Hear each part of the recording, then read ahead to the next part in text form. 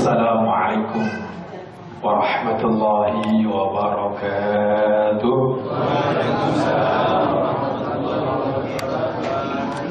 Alhamdulillahil akwani malik, wa man abada ghairahu fahuwa halik. Rabbi shrah li sadri wa yassir li amri wahlul 'uqdatam min lisani yafqahu qawli, amma ba'd. Ma'asyiral muslimin, jamaah Istiqomah Masjid Al-Falah, semoga Allah merahmati, memberkahi setiap kita, keluarga kita, anak, istri, cucu, dan masyarakat kita, masyarakat yang beriman, bertakwa kepada Allah Subhanahu wa Ta'ala. Semoga ini adalah pertemuan yang diberkahi Allah Subhanahu wa Ta'ala. Baik, bismillahirrahmanirrahim. Kita langsung saja.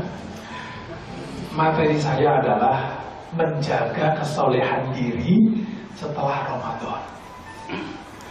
Kalau kita bertemu dengan orang siapapun, pasti yang pertama tanya namanya siapa, habis itu tinggalnya di mana, itu pasti. Karena orang membutuhkan tinggal, itu kebutuhan primer.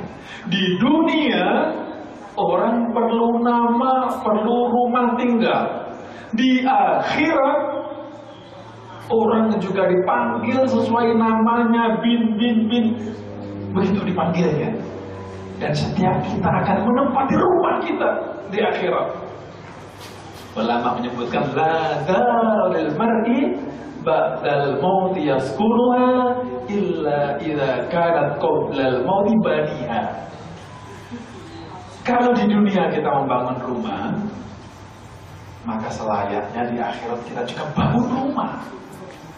Rumah kita di akhirat, saudaraku, rumah kita di akhirat tidaklah dibangun ketika malaikat pencabut nyawa datang, cabut nyawanya, ayo digotong ke kuburan, dibangun rumah akhiratnya.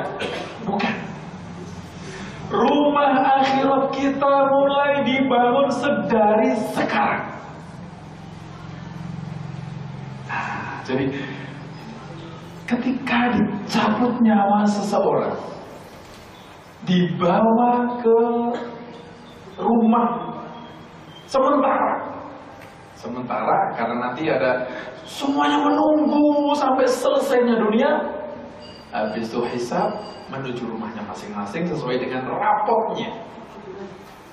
Subhanallah. Rumah kita tidak dibangun ketika kita digotong menuju ke alam kubur baru membangun rumah akhirat, bukan. Dibangun sedari sekarang. Maka mari kita rencanakan, kita bangun rumah akhirat kita. Kita menabung. Yang kita tabung di bank-bank konvensional, yang kita tabung itu yang kita tinggalkan. Mana yang kita tabung yang akan langsung menemani kontan ketika kita tanah menimbukin kita, langsung kontan menemani? Adalah yang ditabungkan di jalan Allah Subhanahu wa Ta'ala. Meletakkan uang di masjid. Subhanallah, minggu keempat mau rumah Allah, masjid kita mau dibesarkan. Siapa yang menitipkan di sana, nitip, namanya nitip. Nitip berarti akan ambil lagi. Macam kita parkir mobil di mall, ya kita akan ambil lagi. Nitip. Menitipkan uang kita di masjid, dibangun. Ini kalau kita berbicara negatif thinking, suudonan. Yang penting nitip. Urusan nanti panitia yang itu bukan urusan kita. Meletakkan titipan harta di jalan Allah, terlepas nanti panitianya amanah atau tidak, bukan urusan kita. Yang pasti amal kita titipkan di jalan Allah, pasti dicatat. Soal panitia urusannya sendiri sama amal perbuatannya dia. Seandainya dia amanah, amal kita jalan. Kalau dia tidak amanah, amal kita tetap mendapatkan catatan amal soleh. Manakala ada orang yang terinspirasi dengan kita melihat, oh itu bapak padahal kehidupannya sederhana, kehidupannya gajinya yang nggak tinggi, tetapi sanggup menyisihkan uangnya untuk di jalan Allah. Ada orang terinspirasi, kita nggak mesti tahu orang itu terinspirasi karena kita. Manakala sudah tidak ada orang yang terinspirasi, itu Allah Maha tahu. Dicatat ini, terinspirasi itu termasuk ilmu yang bermanfaat. Terinspirasi, ada orang lain terinspirasi lagi. Setelah kita di akhirat di alam kubur, ada pahala min haitsu la yahtasib. Pahala kita tidak pernah kita sangka-sangka. Ini dari yang mana pahala itu? Itu ada orang yang terinspirasi denganmu, dia beramal baik, mencontohmu. Jadi ilmu bermanfaat tidak mesti harus jadi alim dulu, tidak mesti jadi ustadz dulu. Kita berbuat. Ada orang yang merhati, terinspirasi, itu ya saya mau ngikutin kayak dia. Subhanallah, itu termasuk ilmu bermanfaat. Diikutin orang lagi terinspirasi, mengikuti orang lain lagi. Atau ada yang menulis. Makanya kan kalau kita sekarang ini banyak sebenarnya arena untuk berbahas. Menulis di Facebook yang baik, menulis di pet, menulis di BBM, menulis apapun itu. Ada orang yang membaca, terinspirasi dengan itu. Pencatat amal soleh malaikat tidak akan pernah terlewatkan, termasuk ilmu. Nah, jadi jangan sampai terlewatkan semuanya ladang kita untuk membangun rumah kita dari akhir. Setiap kita pasti akan kembali kepada Allah, berapapun umurnya. Dulu ada ibu-ibu emak-emak datang ke Nabi Nuh. Nabi Nuh sedih, putri saya meninggal padahal masih kecil. Nabi Nuh berkenan datang ke rumahnya takziah. Masih Nabi Nuh masih kecil, sudah meninggal, kasihan.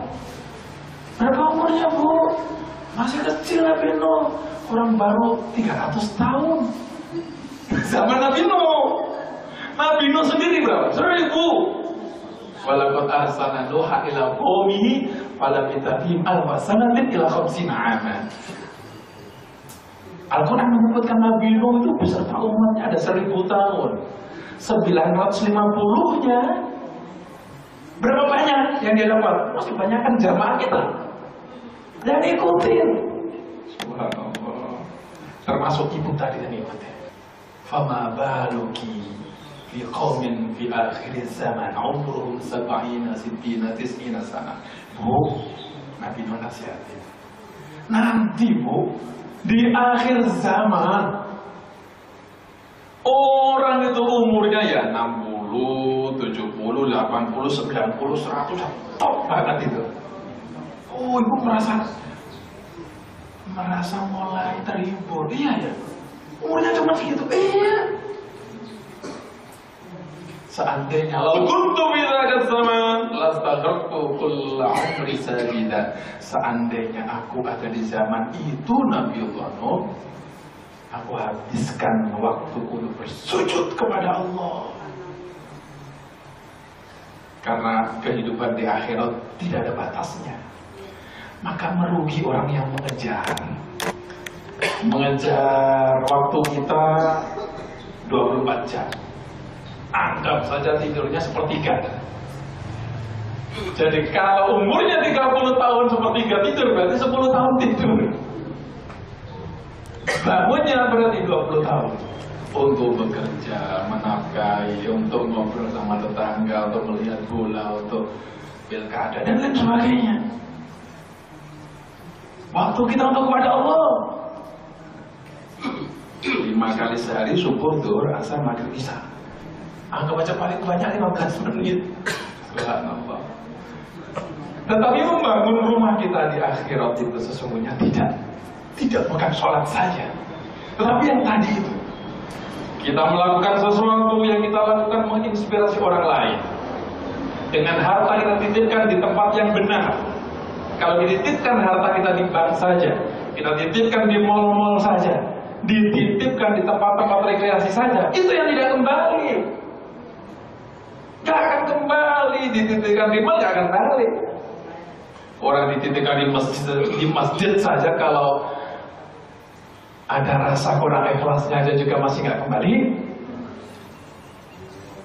Betul-betul tulus karena Allah, tidak karena apapun. Tidak karena akan menjadi pilihan Pak RT gitu ya. Dan kita mesti harus berusaha itu melatih. Kenapa dilatih? Membiasakan diri.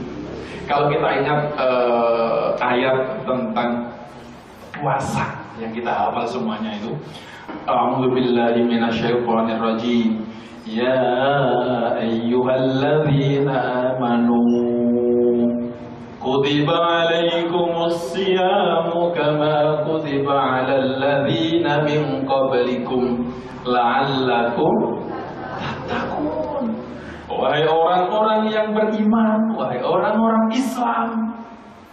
Jadi yang tidak beriman, tidak Islam, nggak wajib puasa, nggak wajib sholat, nggak wajib zakat, haji, nggak wajib. Wajibnya masuk Islam.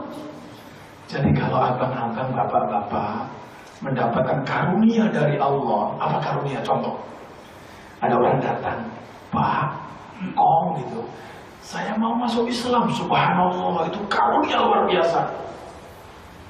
Ada orang mau masuk Islam lewat Anda, jangan sia-siakan. Mau masuk Islam, iya, ikutin saya. Ajarin aja langsung, asyhadu an la ilaha illallah wa asyhadu anna muhammadar rasulullah. Kayak enggak yakin Arabnya, Indonesianya.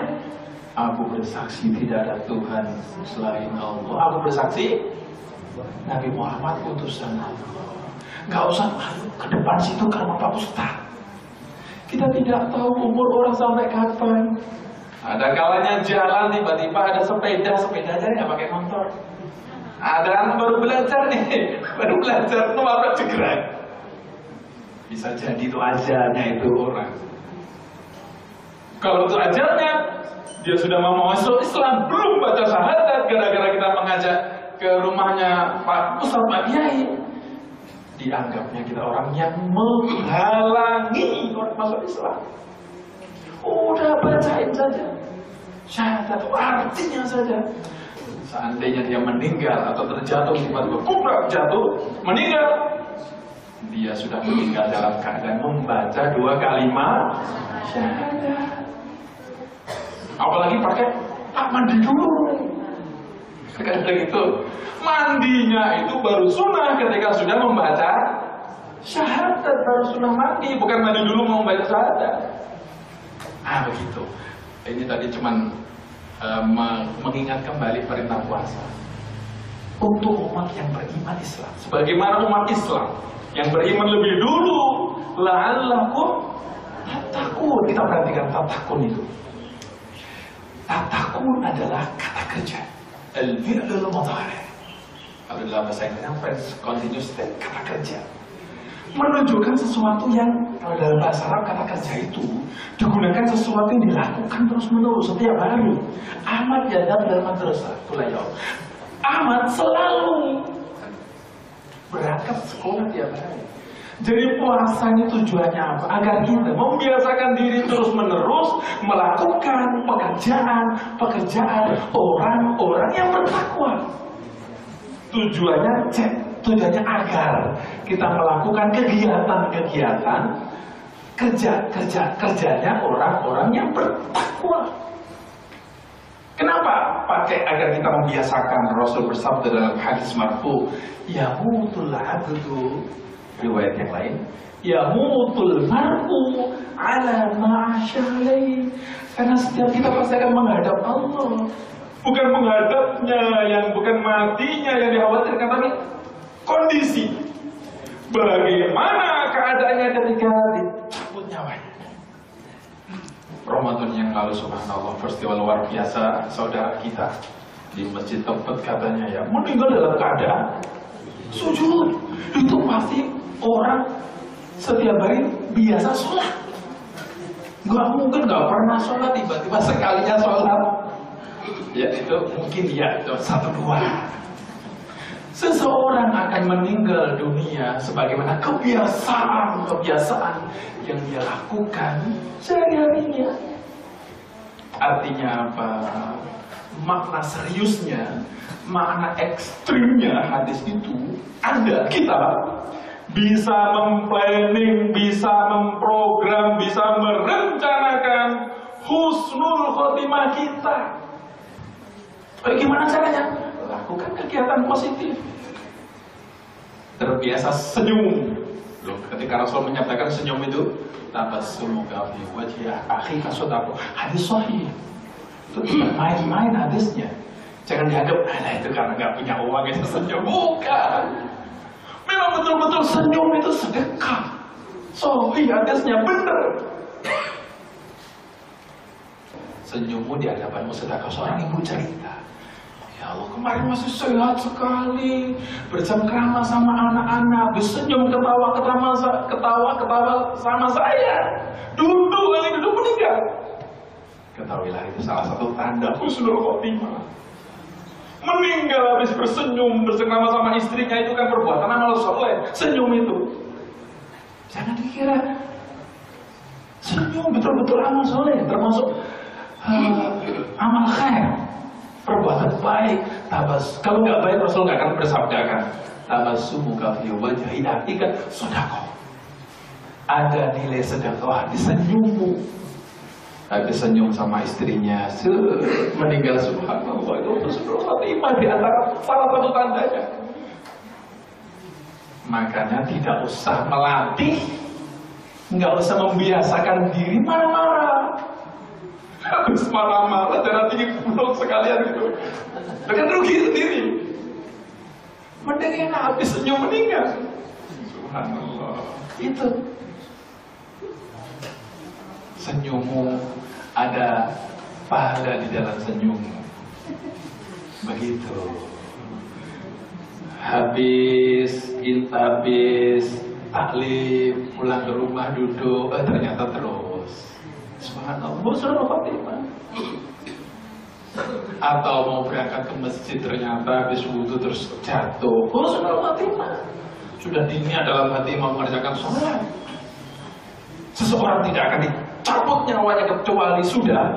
Malaikat Israel tidak pernah ngawur. Dilihat, sudah tidak ada jatah sesuap nasi pun yang baginya. Sudah habis. Oh, masih ada sesuap nasi yang belum dia makan. Ditunggu sampai betul-betul masuk ke mulutnya. Sudah tidak ada lagi jatah pakaian yang dia gunakan. Sudah nggak ada lagi. Baru ajalnya. Merencanakan husnul khotimah kita dari sekarang dengan membiasakan diri melakukan kegiatan positif, minimal husnul dzan, berpikir positif. Berpikir positif itu luar biasa. Nah, jadi kalau kita mencoba menghayati, melewati masa-masa lalu kita, apa yang kita alami sekarang itu minimal setidaknya barangkali dulu pernah Bapak Ibu jebak. Wah, nanti aku kayaknya jadi pegawai negeri ya. Oh, jadi sekarang misalkan saya dulu pernah waktu mahasiswa, kayaknya saya nanti itu kalau tua jadi orang Jakarta. Padahal habis kuliah saya pulang ke Jawa. Jadi ke sini. Coba, barangkali pernah ya ada ucapkan, ternyata sekarang ada alami. Ucapan seseorang sekedar jeplak gitu ya. Saya jadi kayak ingat sekedar film sinema Bang Dul Rano Karno. Dia disumpahin jadi gubernur dan Lodol. Ya ngalamin walaupun nggak lama ternyata. Jadi di sana ada power jeplak. Saat jeplak-jeplaknya dia positif. Imam besar Mekah Abdurrahman Sudes, sudah pada tahu kan ya, minimal suaranya. Alhamdulillahirabbil alamin. Saya nggak bisa mendengarkan suaranya baik sekali. Itu kecilnya, subhanallah. Beliau pernah menceritakan di masa kecilnya itu ketika rumahnya ada tamu. Namanya anak kecil ya. Tamu, ada hidangan gitu. Dia bawa pasir itu, sudes kecil. Pasir disaburin ke kehidangan tamu itu kan betapa sedihnya ibunya. Oh, udah pergi kamu, sana belajar di Mekah, jadi imam Mekah kamu nanti. Ya ibunya asal ya ngomongnya. Jadi kalau ibu-ibu, pokoknya apapun yang diomongkan yang positif aja dah. Iya. Wah, nanti kamu senang-senangnya anak, wah anak soleh, gitu aja. Dalam hati malah nggak penting. Kan saya belajar ilmu pikiran bawah sadar, pikiran bawah sadar itu dia tidak membedakan ini bohongan atau serius. Apapun yang diucapkan mulut dia terima. Makanya kalau orang sesakit apapun, sakit apapun yang Anda alami, ini tips. Bangun, ucapkan, alhamdulillah hari ini saya lebih baik. Mulut mengucapkan, suara mulut didengarkan otak, disampaikan ke seluruh anggota tubuh. Tubuh ibaratnya kayak rapat gitu. Briefing hari ini pagi, semua anggota tubuh yang mata, tangan, kaki, pemilik tubuh kita menginginkan hari ini dia sehat, lebih baik. Laksanakan, siap laksanakan. Begitu. Sesehat apapun orang bangun pagi, aduh rasanya badan pegel-pegel. Padahal dia sehat, pegel-pegel malas gitu. Dan teman-temannya dia ulang tahun, agak mau malas, badan capek. Mulut mengucapkan, disampaikan ke otak-otak, disebarkan semua tubuh. Sahabat-sahabat semuanya hari ini kita pimpinan tubuh kita ingin dia pegel-pegel. Begitu. Itu apa yang kamu ucapkan itu yang akan kembali ke kita. Nah, menjaga kesolehan diri setelah Ramadan, pintu utamanya tiada lain tiada bukan kita berkumpul dengan orang-orang soleh. Satu, kenapa berkumpul dengan orang-orang soleh? Dengan berkumpul kita belajar. Kalau orang soleh berkumpul mau ngomongin yang lain, stop, jangan ngomong. Ada yang ingetin. Intinya pertama itu kita tidak ada hentinya kita belajar. Ustadz pun juga belajar. Berkumpul sama mereka saling mengingatkan satu sama lainnya. Tidak akan pernah menjadi orang soleh, solihah, lahir batin, manakala tidak mau belajar. Belajar itu tidak cukup loh dengan hanya lihat Google, baca sendiri, gak cukup. Apa yang dibaca bisa orang salah paham. Kembali kita ke Quran hadis, baca artikan sendiri, salah paham artinya. Dulu zaman sahabat kan juga ngomongnya bahasa Arab. Rasul juga bersabda bahasa Arab. Rasul pun menyuruh, tidak langsung mengamalkan yang diucapkannya. Kalian belajarlah. Aku kotanya ilmu. Kalau mau belajar bisa lewat Ali. Karena kalian bisa salah paham. Otak kemampuan menalar setiap orang berbeda. Ada Abu Bakar, ada Umar, ada Utsman, ada Ali. Belajar dari mereka. Sahabat belajar.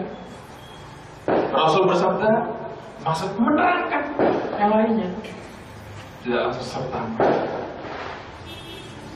Pintu utama menjadi pribadi yang soleh dan solehah tiada lain, tiadalah bukan berkumpul dengan orang-orang soleh, menyerap ilmu, saling berbagi. Begitu. Tidak cukup berbekal membaca. Dari membaca inilah kemudian muncul akhirnya paham-paham ya. Ya, karena dia membaca. Siapa gurunya? Gak ada. Gurunya membaca.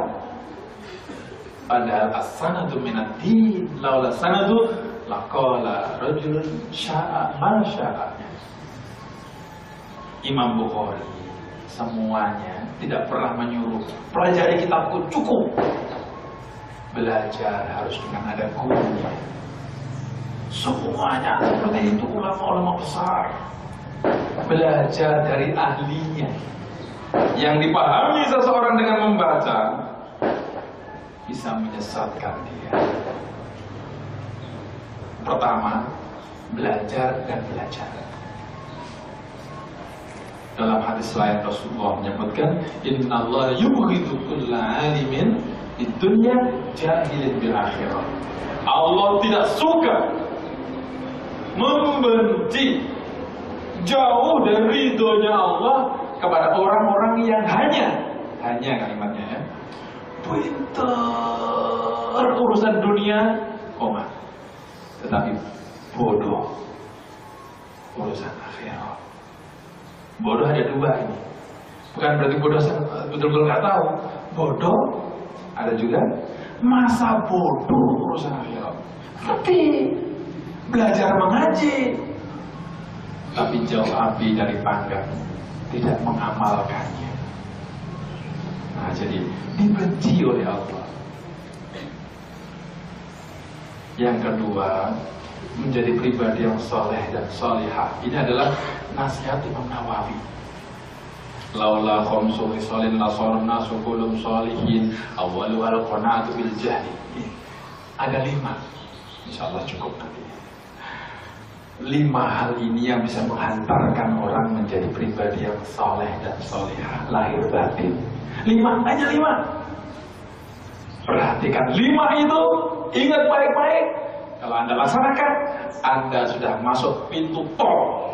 Masuk ini, ujungnya di jalan ini menjadi pribadi yang soleh. Anda di tengah jalan, sudah meninggal dalam keadaan husnul khotimah. 5 hal ini perhatikan baik-baik. Bukan kata saya hanya menyampaikan apa yang disampaikan oleh Imam Nawawi. Imam Nawawi jadi gurunya terus sampai ke Rasulullah. Pertama, jangan ridho dengan kebodohan. Jangan ikhlas jadi orang bodoh. Apalagi urusan agama. Gak ngerti urusan sholat, tanya. Urusan sholat. Yang paling bahaya, urusan pernikahan. Itu gak boleh salah. Bab muamalah hubungan sama manusia paling besar itu urusan pernikahan. Soalnya kalau salah, jatuhnya zina. Jangan sampai zina tetapi tidak tahu. Jangan menikah sebelum mempelajari hukum-hukum pernikahan. Enggak banyak sesungguhnya. Laki-laki, perempuan, ada banyak sendirilah bab nikah. Yang lain juga ada. Nah, kunci utama kita jauhkan diri dari merasa puas dengan kebodohan itu. Makanya suatu ketika Syekh Abdul Qadir Al-Jilani di dalam beliau punya ruangan tersendiri untuk mujahadah, untuk sholat malam sendiri gitu. Suatu ketika di malam ketika beliau mujahadah kepada Allah, kamar beliau yang barangkali kalau kita lampunya berapa watt kecil gitu ya. Kalau zaman dulu mungkin pelipah kecil. Mati lampunya. Tapi tiba-tiba ruangannya semakin terang benderang, semakin terang benderang. Ada suara mengatakan, Ya abdi, ya abdal qadir, laqad wasalta ila darajatin abahtu lakal muharramat wa asqattu ankal faraid. Wahai hambaku Abdul Qadir, kamu luar biasa. Kamu sudah sampai pada tahapan melebihi tahapannya para nabi dan rasul. Oleh karenanya, kamu sudah bebas dari segala macam kewajibannya manusia. Udah, mau sholat kagak, kalau bahasa Betawinya, sholat terserah lu. Kamu derajatnya udah tinggi, melakukan apapun, pintu maaf sudah terbuka untukmu. Dosa-dosamu sudah aku ampuni yang lewat dan yang akan kamu lakukan. Subhanallah. Ini kalau orang biasa belum belajar bener ngajinya, nah ini sudah jadi nabi itu. Oh, saya tadi malam ditemui Jibril. Ada sekarang? Ada banyak. Subhanallah. Ada yang perempuan juga lihat. Yang laki-laki ada. Dan zaman dulu juga ada. dan akan tetap ada kebelakangan nanti. Kalau orang tidak betul-betul belajar agamanya, sudah merasa ditemui Jibril beneran, ditemui Tuhannya, Tuhan berbentuk cahaya. Subhanallah. Tuhan bukan cahaya. Yang punya cahaya matahari. Allah pencipta matahari. Allah pencipta cahaya. Dia bukan cahaya. Allah pencipta segala sesuatu sebelum segala sesuatu ada. Sebelum atas, bawah, kiri, kanan, sebelum ada, Allah sudah ada tanpa apapun. Tanpa atas, tanpa bawah, tanpa langit, tanpa aras. Setelah menjadikan semuanya, Allah nggak berubah. Tetap ada tanpa tempat. Asalnya, karena tempat kalau nggak diciptakan Allah nggak ada. Allah sudah ada tanpa itu. Mawjudun bila makan wala jihad. Abdul Qadir ketika itu langsung khusyuk ya lain. Kalau bahasa kita, enyah kau yang dilaknati Allah. Emang bisa kamu nipu aku gitu, nipu gue? Mana ada orang dibebaskan dari kewajiban. Allah berfirman, wa'bud rabbaka hatta ya'tiyakal yaqin. Wa'bud rabbaka, sembahlah Tuhanmu hatta ya'tiyakal yaqin, sehingga datang kepadamu yakin. Kalau nggak yakin nggak bukan. Yakin loh, ini makanya kita perlu belajar mengajar dari guru ke gurunya.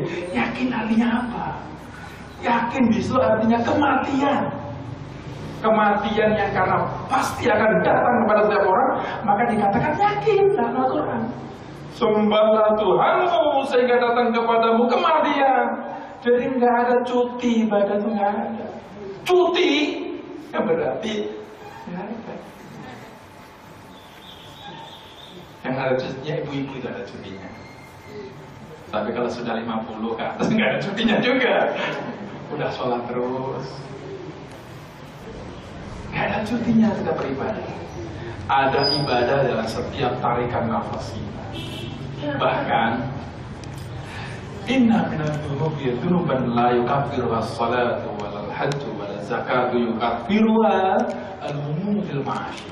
Ada dosa itu yang tidak bisa luntur, tidak bisa lenyap, tidak terdilit kalau bahasa anak sekarang, tidak termong dengan sholat, zakat, puasa, hajimu. Tetapi dia berguguran ketika keringatmu berguguran ketika kamu bekerja.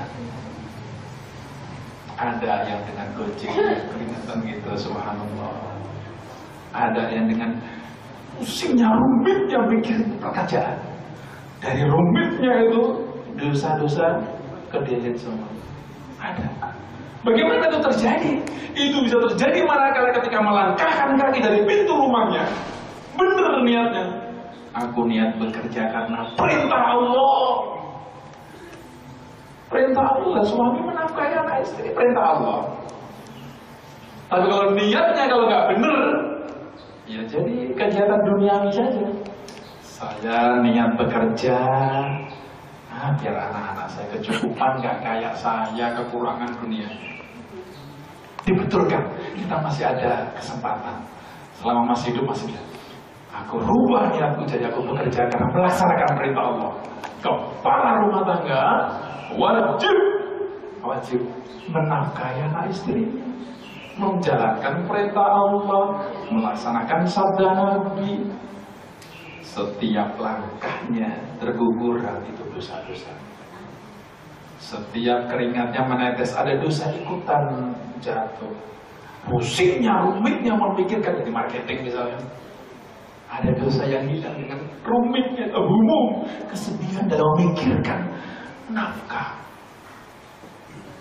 Jadi harus diilmuni semuanya. Ada niat yang benar. Innamal a'malu binniyat. Tapi tidak boleh menyalahartikan loh ini. Innamal a'malu binniyat. Segala sesuatu tergantung niatnya. segala sesuatu ini hanyalah segala sesuatu yang mengandung unsur ibadah.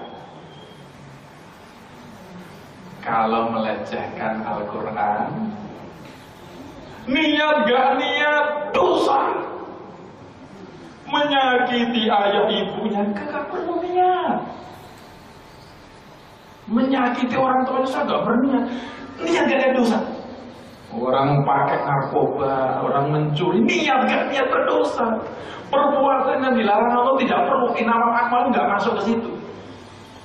Segala sesuatu tergantung niatnya, ini hanyalah segala sesuatu yang mengandung unsur. Ketika diniatkan bisa mengandung ibadah.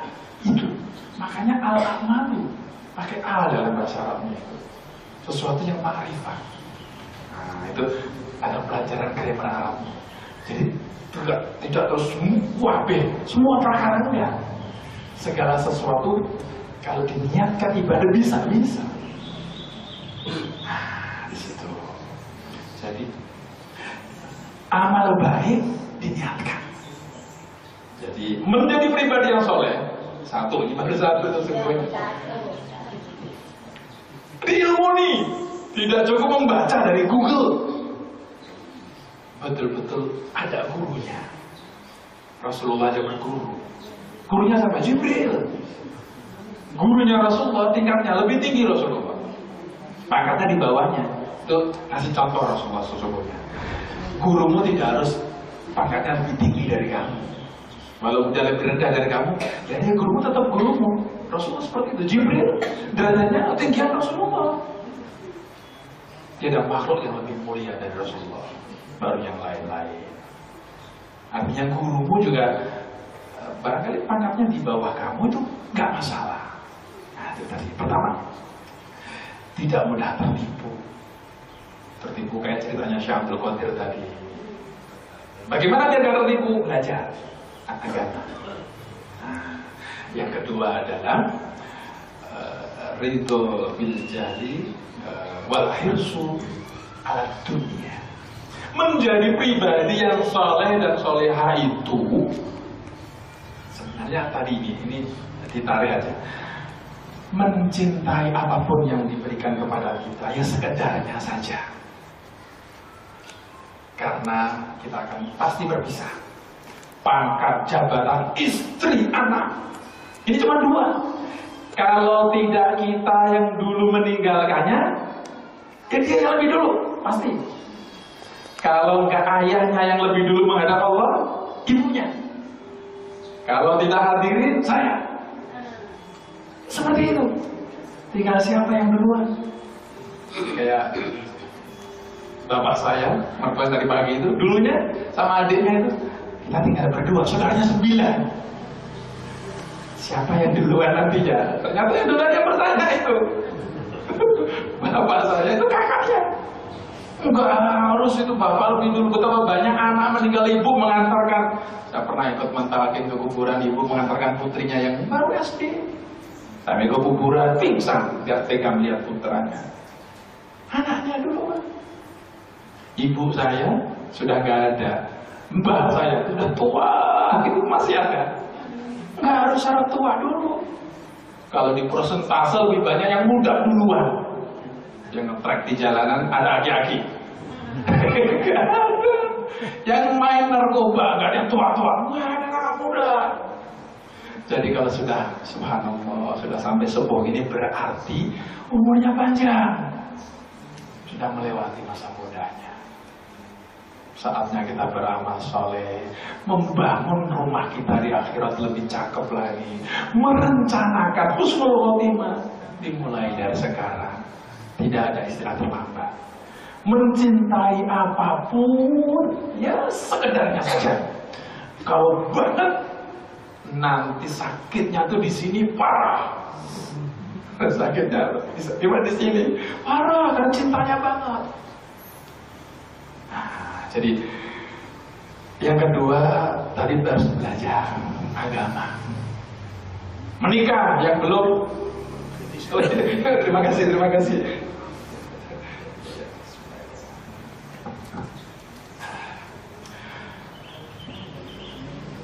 Belajar Belajar tidak boleh kita lepaskan. Taklim, saya juga masih tetap belajar. Ustaz Amsori termasuk di antara salah satu guru dan teman saya. Guru dan juga teman. Belajar mencintai apapun ya sewajarnya saja. Sewajarnya. Yang ketiga, mau berbagi. Nah ini. Nah tahapan yang ketiga ini kita nggak melihat. Ada orang yang jatuh di jalan kecelakaan, ditanya, agama lu apaan nyok? Enggak, apapun agamanya ditolong. Mau tetangga sebelah kita apapun agamanya, tolong. Berbagi ini sudah lintas saraf. Berbagi sesama. Dulu pada zaman Umar bin Khattab, sekarang juga ada ceritanya mirip-mirip. Zaman Umar bin Khattab ada seseorang dilaporkan sama konglomerat kaya raya. Ini tetangga saya mencuri barang saya, padahal yang dicuri cuma makanan. Sama lah kayak di mana itu. Yang dicuri cuma barangkali apalah ya itu.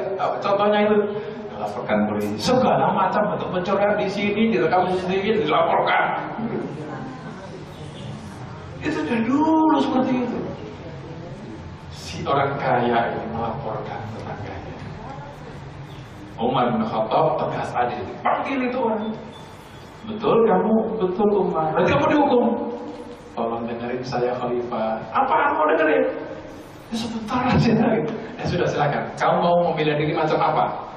Saya ini tidak punya pekerjaan. Kalau seandainya saya dipekerjakan sama tetangga saya ini, saya mah orang yang jujur rajin. Dari ini Pak, anak-anak saya tidak makan sama sekali.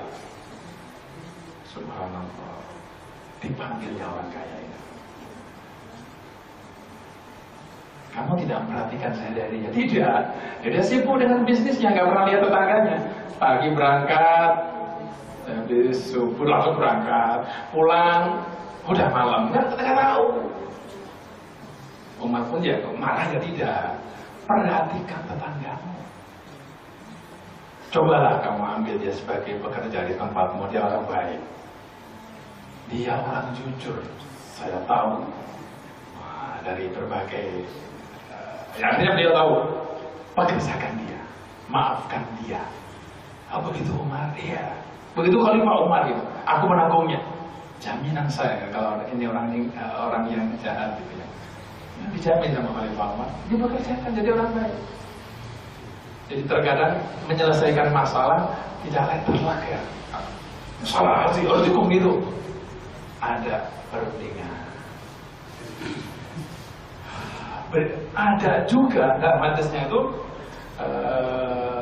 la yu'minu ahadukum teman bata wajadu jai'un. La yu'minu, tidak beriman seseorang. Nah, di sini nanti dipahamin. Ketika Anda, Bapak Ibu, menemui hadis, kalau membaca tidak beriman, itu bukan berarti orangnya menjadi kafir, bukan. Nah, dia di sini bulan Idul Adha. Yang nggak mau korban, jangan sholat di masjid kami, kafir. Tidak begitu. Bukan begitu artinya. Ya, bukan. Sama kayak, nggak bakal masuk surga orang yang punya dalam hatinya kesombongan, nggak mencium baunya surga, jadi kafir karena kamu tidak mencium bau surga. Itu artinya apa? Tidak masuk surga bersama orang-orang yang VIP, orang yang selama di hatinya masih ada tauhid yang benar, tidak ada syiriknya, mengakui Allah Tuhannya, Nabi Muhammad Rasulnya, cetilnya minta ampun, ya dia tetap punya tiket ke surga.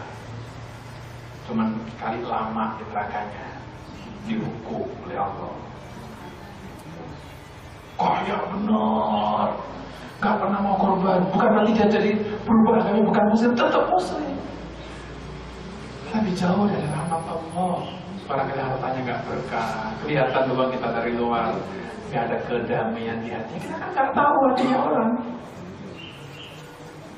Kita tetap beriman. Mampirnya mungkin bisa jadi kelamaan. Maka Rasul hadis sahih, yakhruju minan nari qaumun min ummati bi syafaati. Hadisnya itu sahih. Nanti akan keluar dari neraka segolongan orang, kan banyak berarti. kaummu dengan syafaatku. Dia masih punya iman tapi bakhil, dia masih punya iman tapi barangkali banyak menyakiti orang. Lama. Maka sesungguhnya keimanan itu karunia yang paling agung, paling besar. Tiada karunia yang lebih dari itu. Kita ulang lagi. Menjadi pribadi yang soleh lahir batin, pertama mesti harus nggak bosan-bosan belajar, bertanya. Tapi yang benar tanyanya. Jangan tanya sama orang yang nggak punya guru. Gurunya Google. Baca sendiri, menyimpulkan sendiri. Kalau toh seandainya menyimpulkan, ditanyakan nggak usah. Saya baca ini gimana ya? Masih ada usaha. Belajar. Mencintai apapun ya sekedarnya, secukupnya. Menjauhi berlebihan. Kalau mencintai sudah merasuk ke dalam hati dan jiwa, berat berpisah. Mencintai jabatan, sudah akhir masanya, sudah 5 tahun, sudah 10 tahun, masih ada pengen. Ya kan terlalu mencintainya. Saatnya gantian. Gitu. Ketika berbagi tadi. Kalau sudah berbagi itu sudah siapapun orang. Bahkan ada seorang wanita yang berbagi melihat, Sohih lagi hadisnya cerita. Kasihan melihat anjing yang kelihatannya kehausan di tengah gurun Sahara. Dia kasihnya air. Gara-gara itu perbuatannya itu mengantarkan dia mendapatkan hidayah dari Allah. Ada lagi yang satu gara-gara menganiaya, dianiaya bukan manusia, kucing. Dianiaya baik pada tujuannya, kucing nggak dikasih makan. Ini jatahnya suami, jangan dimakan itu. Tapi sampai mati kucingnya. Nah, dia mendapatkan hukuman atas siksa, membiarkan makhluk lain meninggal. Berbuat baik kepada siapapun dan apapun agamanya. Dan yang berikutnya keempat adalah yang agak lebih sulit lagi, menghindarkan diri dari riya. Itu sulit. Ustaz pun juga begitu. Sulit. Siapapun. Riya itu kan dipuji. Sifat dasar manusia suka dipuji. Tapi harus dilatih. Gak ikhlas. Dulu zaman Rasulullah, ketika Rasulullah ada perang, ada registrasi kita mau perang di zaman Rasulullah. Pendaftaran dibuka. Kita akan perang nanti minggu depan. Rajulun yaghzu yaltamisul ajra wa dzikra. Madalahu ya Rasulullah. Ada seseorang yang gagah perkasa ganteng datang. Saya ikut daftar. Saya dari kabilah anu ingin daftar. Saya ingin mewakili dari suku saya. Nanti kalaupun syahid, biar ada yang syahid dari suku kami, jangan sampai nggak ada satupun. Orang-orang kagum. Madalahu ya Rasulullah. Dia mendapatkan apa wahai Rasulullah? Rasulullah mengatakan apa? La syai'alahu. Dia tidak dapat apa-apa. Kaget yang bertanya. Loh Rasul kok nggak dapat apa-apa ini? Gimana kamu berjuang? Lo mati syahid, meneteskan darah, dia hidup lagi. Dan kalau nggak dapat gimana matinya? Apa yang dia dapatkan pada Rasulullah? La syai'alahu. Tidak dapat apa-apa. Yang bertanya kayak gak percaya, diulangi 3 kali pertanyaannya. Apa yang dia dapatkan Rasulullah? Serius. Yang ketiga kali Rasul menyebutkan, La syai'alahu innallaha la yaqbalu minal amali illa ma kana khalisan wa btughiya biwajhihi. Allah hanya menerima amal siapapun, apapun, manakala tulus karena Allah, tidak karena sedikit pun yang lain. Itu. Makanya ketika habis perang itu zaman Rasulullah pada yang mati syahid ada yang bilang hadza fil jannah. Rasulullah tahu, dikasih tahu sama malaikat. Ada niatnya hadza fil jannah, hadza fil nar. Yang dituju orang Islam dalam itu. Hadza fil jannah, hadza fil nar. Final kalau orang Islam kan berarti di neraka selamanya, enggak. Dia meninggal ketika saat ini, ketika membunuh orang kafir itu, dia masih ada rasa dendam. Tidak karena Allah, Zaman dulu ada yang meninggal dunia di zaman Rasulullah, kelihatannya mati syahid membela agama Allah, diperangi orang kafir. Rasul menyebutkan hada benar. Maka bagaimana dengan sekarang yang mengebom dirinya sendiri? Yang meninggal ya, masih ada orang Islamnya. Yakin wallahi bukan syahid itu sahid. Yang mengebom dirinya di kantor polisi. Di kantor polisi juga masih ada yang baik loh.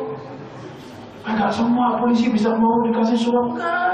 Masih ada yang baik, masih ada yang tulus. Yang meninggal orang Islam juga.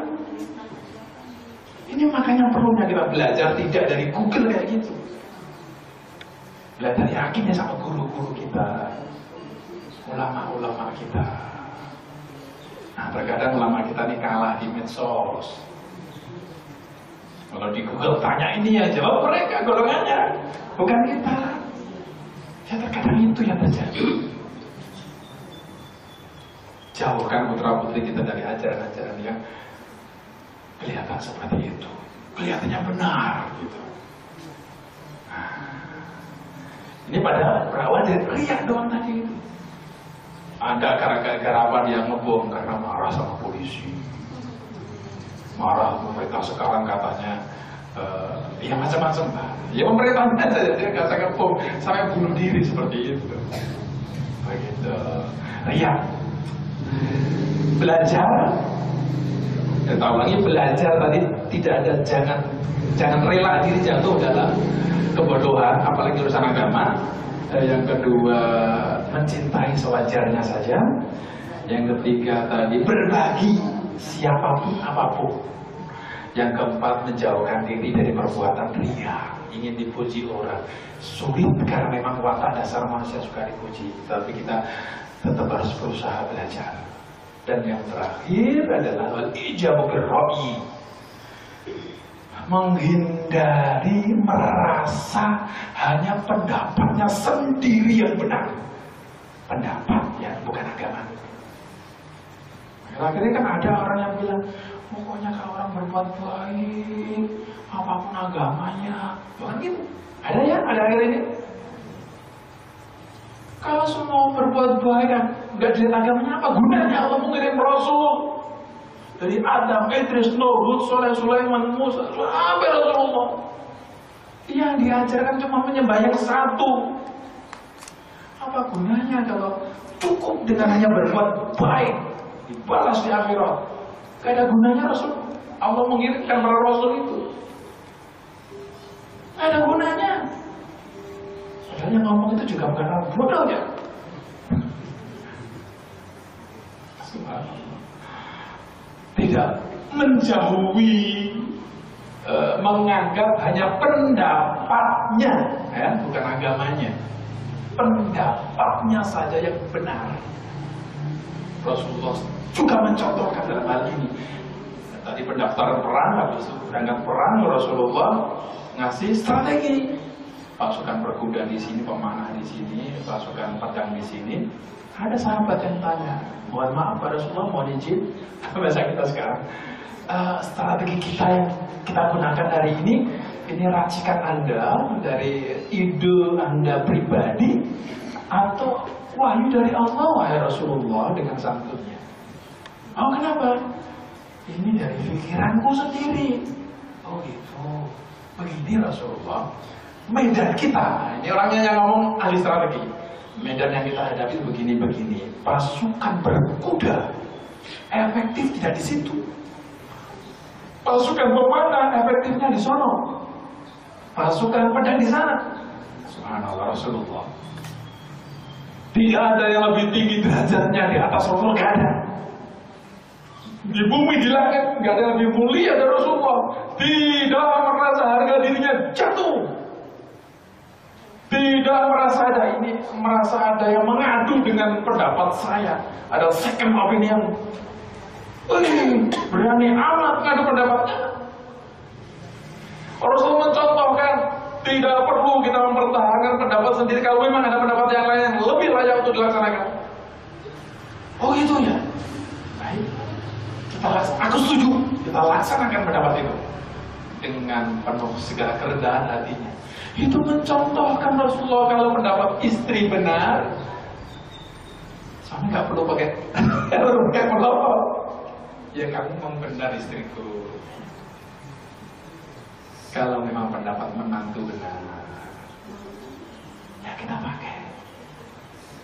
Tidak perlu merasa jatuh harga dirinya. Kalau memang pendapat cucunya benar, ya barangkali dari situ kita diselamatkan dari musibah. Rasul menerima, oh ya, mari kita laksanakan itu. Sampai Rasul bersabda, ternyata sahabat tadi adalah Umar bin Khattab. Lau kana nabiyyan min ba'di, seandainya ada nabi setelahku, itu yang pantas dari nabi itu Umar itu. Rasul mengatakan seandainya, berarti tidak akan pernah ada, karena hanya seandainya. Ghair annani khatimul anbiya, hanya saja aku nabi terakhir. Nah, Rasul menjelaskan lagi, seandainya ada nabi itu pantas dari nabi yang pintar, cerdas. Sayangnya nabi terakhir ya hanya aku. Itu. Jadi menghindarkan diri dari terjatuh dalam kebodohan agama khususnya mengantarkan kita pada kesolehan dan batin. Menjauhkan diri dari mencintai apapun yang berlebihan mengantarkan kita masuk ke tol jalan pribadi yang soleh. Menjauhkan diri dari rakus. Jadi membiarkan diri mau berbagi kepada siapapun. Yang ketiga, berbagi ya. Belajar mencintai secukupnya. Tiga, berbagi kepada siapapun apapun. Yang keempat, menjauhkan diri dari riya. Dan itu latihan seumur hidup. Dan yang terakhir, kelima adalah kalau ada pendapat yang lain dari kita nggak perlu gengsi. Kalau memang itu benar, ya sudah, kita laksanakan pendapat. Itu pendapat. Dan sekali bukan agama. Kita tetap meyakini siapa yang berpegang amma yabtaghi ghairal islami dinan fala yuqbal minhu wa huwa fil akhirati minal khasirin. Orang kalau agamanya bukan muslim, ya sudah. Keyakinan kita, Al-Quran menunjukkan yang surganya orang-orang yang beriman. Walaupun ada orang yang bilang itu yang pintar ngomong agama, fase bener, kayak sudah pernah kesana aja, padahal kesana juga belum. Ada yang bilang gitu ya? Ada itu, ibu-ibu lagi ya. Subhanallah. Pintar masih ngomong agama, padahal kesana aja belum. Nah kesana mau kembali gimana? Iya. Nah, demikian apa yang bisa saya sampaikan, semoga ada guna dan manfaatnya. Masih ada beberapa waktu terlewat saya. Ketika jam 8.15 mau barangkali kita tanya jawab. Nanti kalau saya bisa saja, kalau saya belum, saya pasti akan menjawab. Saya akan bertanya sama guru-guru saya yang lainnya dulu. Bapak Ibu hadirin jamaah sekalian,